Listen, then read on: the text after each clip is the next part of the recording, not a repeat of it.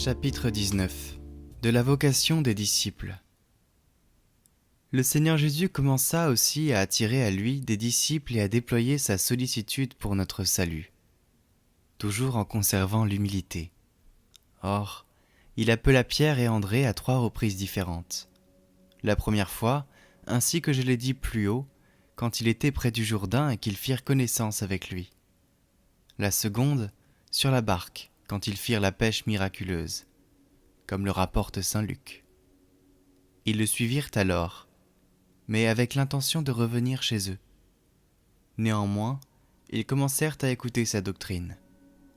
La troisième fois sur la barque, selon le récit de saint Matthieu, quand Jésus leur dit « Venez et suivez-moi, je vous ferai pêcheurs d'hommes », et alors, ayant quitté leur filet, ils le suivirent. De même aussi, il appela Jacques et Jean, dans les 2 dernières circonstances, et au même lieu où il est question de Pierre et d'André. De plus, il appela Jean aux noces, ainsi que l'atteste saint Jérôme, car le texte de l'Évangile ne le dit pas. Semblablement aussi il appela Philippe, disant « Suivez-moi », et Matthieu, le publicain. Quant à la vocation des autres, il n'en est point parlé. Considérez donc le Seigneur dans ses vocations, et voyez-le dans la conversion de ses disciples, comme il les appelle affectueusement, se rendant affables, serviables et complaisants pour eux, les attirant intérieurement et extérieurement, les conduisant dans la maison de sa mère et les visitant familièrement dans leur demeure. Là, il enseignait et les instruisait, et il avait d'eux ces soins tout particuliers que sa mère elle-même avait de son fils unique. Ainsi, saint Pierre rapportait, dit-on, que quand il dormait avec eux, dans quelques endroits, il se levait la nuit, et s'il en voyait un découvert, il le recouvrait, tant il les aimait tendrement.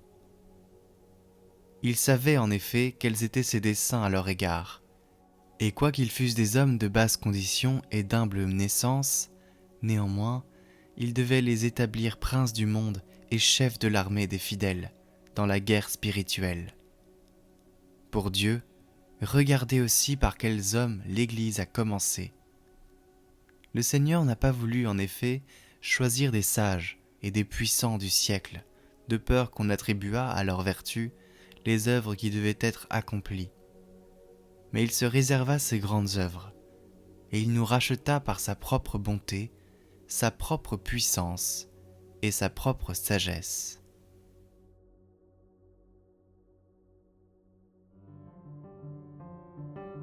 Les œuvres visuelles que vous voyez dans ces vidéos sont toutes réalisées pour Catoglade, spécialement pour l'occasion de ce parcours des méditations de la vie du Christ.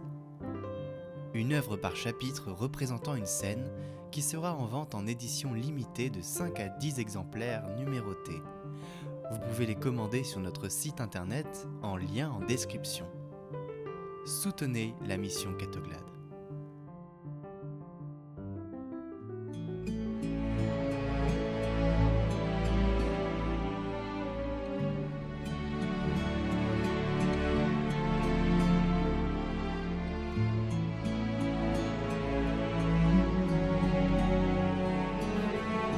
Écoutez la parole du jour, chaque jour sur Catoglade.